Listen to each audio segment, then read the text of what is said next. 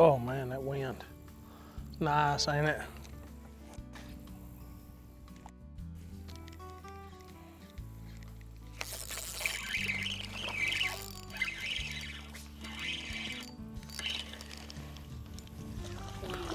Largemouth. Beautiful, beautiful. Love it when that drag pulls. Hard to beat it, ain't it? Golly, pretty old largemouth. Oh no! Look at that. Look at all that it's eating. She wasn't hungry. Done slung the doo-doo all over me. Old large head though. That's good news. Catch spots all day long.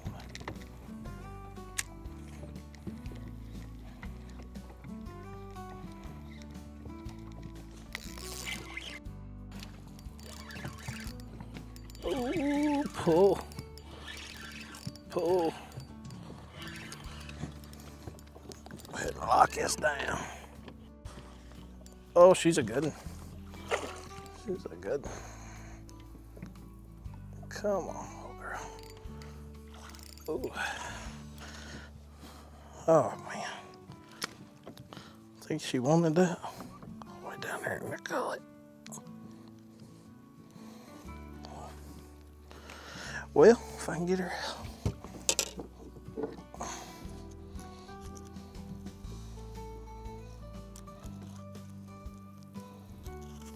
Man, she got it. Choked it, boy. Yeah.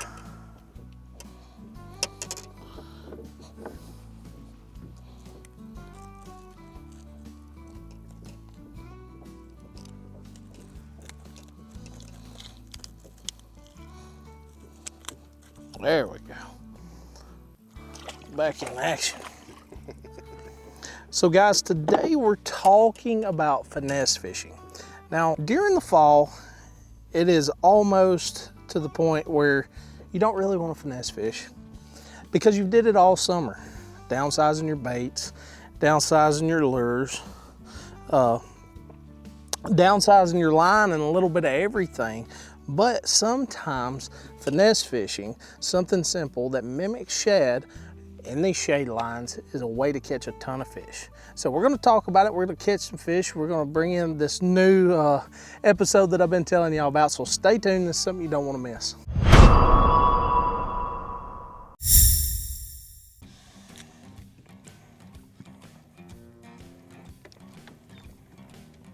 If you don't think it'll fall out, oh, there's another. Oh, pull. Pull. That's gotta be them same. Oh, this is a spot, man. This is a pretty spot. Look at that. Pretty, pretty spot. Oh yeah. Hanging out. Man, all these fish this time of year, they're just feeding up for winter. That's all they're getting ready for, is winter, winter, winter. And you know, like I said, downsizing sometimes can be difficult because you've been catching so many fish off of downsizing baits, but a lot of times it's a necessary evil.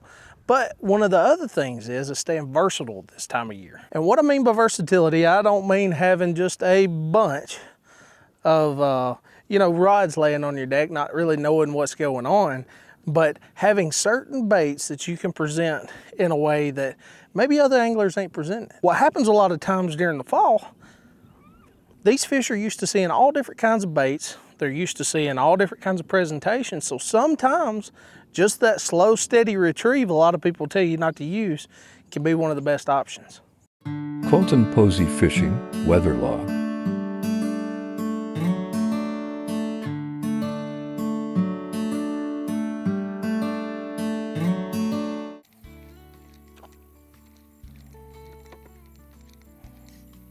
You got him?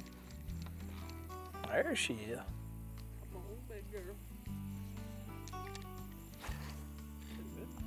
Yeah. You need net? Oh, that's a good one, good.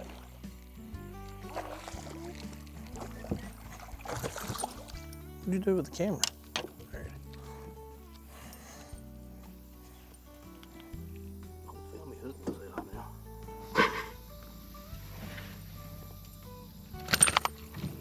Go ahead. On today's episode of Amateur Hour with Brad, he's gonna be hooked in the hand. Bam. Hey, she's got a lot of 5 in there. Oh, that's a good one. There we go. Pound and a halfer. Thick. Close to 2. Eating good. Appreciate the back.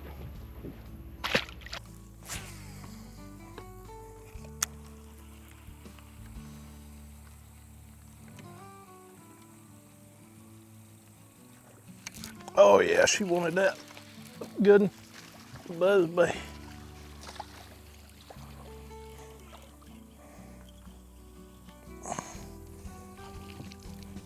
Whew. Pretty little thing. Oh man, look at them just blow up back there. Now look, here's the thing. Finesse fishing is basically the art of, I'm gonna say art because it sounds sophisticated, but it's basically using smaller baits, smaller line diameter, smaller gear to give the bait a more natural presentation. Now, finesse fishing doesn't always mean that you have to just downsize everything. Sometimes it's as simple as just downsizing your bait. On this one, I'm using the Weed Whacker buzz bait from Versatility Lures. Got that mooch minnow on the back, 15-pound fluorocarbon, 7'1" medium heavy. It's a fun bite.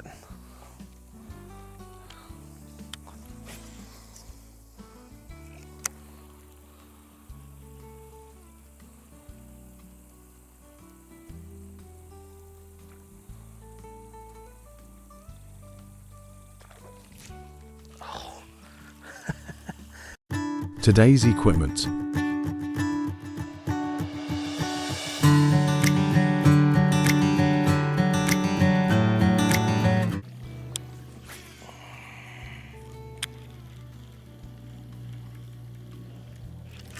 Got it. Good. Yeah, if you will. Oh man, pretty fish. Pretty fish. I think it's a large head, sir. It is. Looky there. Pretty old largemouth. Pretty old largemouth. Whew. Beautiful fish. It is super hot today. That is one of the things. But, you know, talking about finesse baits, like I said, you don't always have to use the smallest baits and the smallest line and all that stuff. You know, like a mini max chatterbait mimics these threadfin shad perfectly. I mean, to a T. That mooch minnow on the back, hard to beat, 15-pound test. Now, if I couldn't get bit on something like this, maybe throwing something like that underspin on an 8-pound test. You can always mix up your finesse presentations, whether you want to take everything down to a smaller level or just a couple things. So you're gonna snap at it.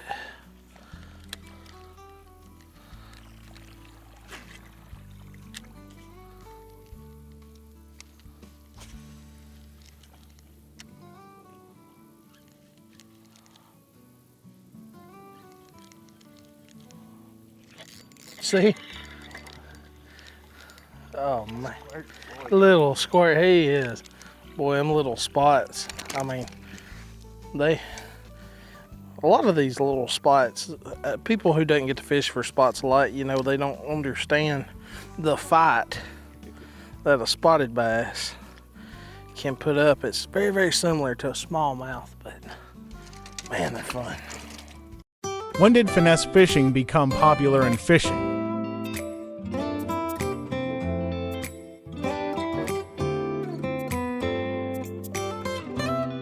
So one of the main things is staying versatile, especially finesse fishing, because you never know what the fish are going to change to throughout the day. You know, the wind direction can change and then push these fish in a different area with different types of bait around, whether that's bait fish or crawfish or whatever the case may be. Angles is going to be one of your best friends also. But talking about versatility, versatility is not, like I said, having a bunch of rods on the front deck and ready to throw anything. Versatility typically means understanding that these fish are in the middle of a transition, and when you figure out that they are in the middle of that transition, being able to adapt and catch those fish. Now the angles that you want to typically look for is simple stuff like when the wind is pushing. So the wind is at my back right now, pushing this way, so I want to cast into the wind. If you're dealing with a current system, same concept. Finesse fishing became popular in the 1980s because of its effectiveness in tournaments. The most significant victory was the Bassmaster Classic in 1988, which was won by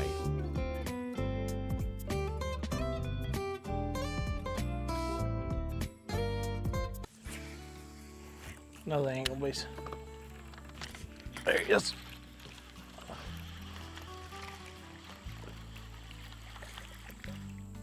Ooh, a little large head. Little bitty large head. Cheddar dog.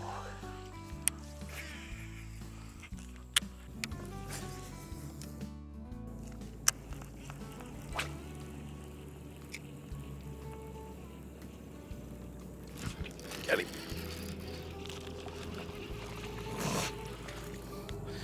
Pretty little large amount. Oh man, look how pretty. That's a pretty fish. Be so tiny, he wanted it to. Look at you go. Oh no, is he still on there? Oh, where'd he go? Got up on the eyeball, didn't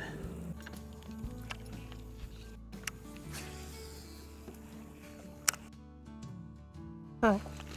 Oh, big one. Net. Or camera.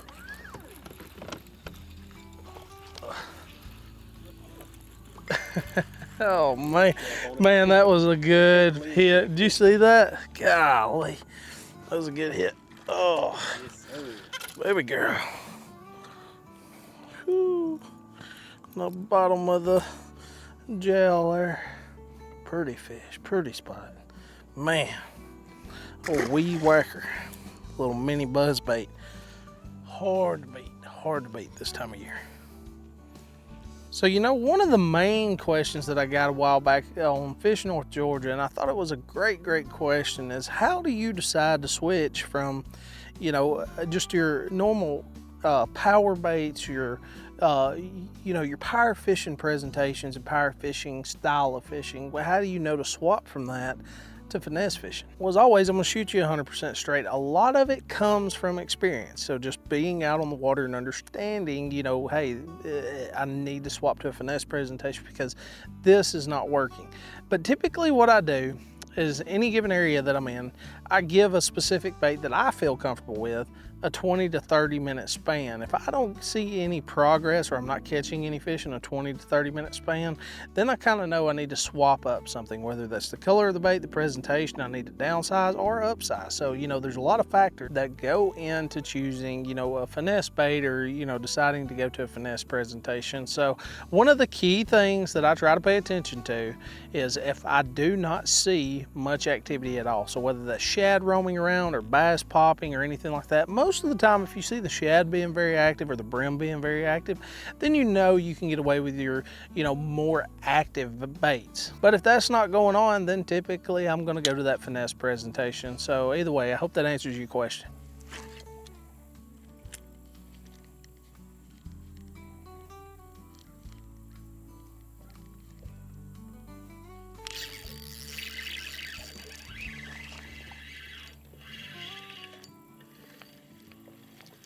Large head, pretty old fish. What she's pulling? Ain't got much in her, but she was pulling. And the roof of that mouth, boy, it's a pretty fish. Dark green back. So guys, you know, I hope you learned something today.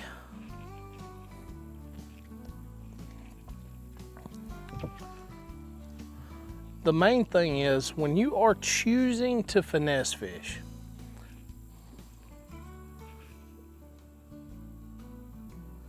you don't always have to go to the smallest bait, smallest hook, smallest line, smallest rod, or most moderate rod per se. 8-pound test, 6-pound test, 2-pound test, whatever you prefer to use in the spinning outfit.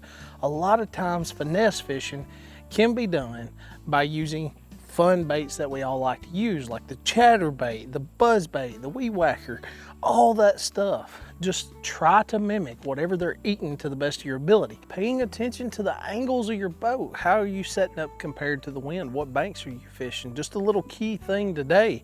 With the wind blowing out of the south, we're not fishing the southern banks. We're fishing the northern banks where that wind's blowing upon it. That's where most of our bites are coming from. Now this is fall, so we're focusing on areas that's leading up into creeks and areas up in creeks to find fish, and we're finding them here, there, and everywhere. But what we're doing is we're mimicking the bait fish that they're typically eating, which is threadfin shad, with small presentations that mimic those shad to the best of our ability, and having fun with it. That's the most important thing when you go fishing. Either way, guys, I really appreciate you stopping by. Make sure to hit that thumbs up button, hit that subscribe button. We're growing fast thanks to you guys. And comment if you have any questions about the video or you just want to talk fishing. I love hearing from you guys. I'll see you next time.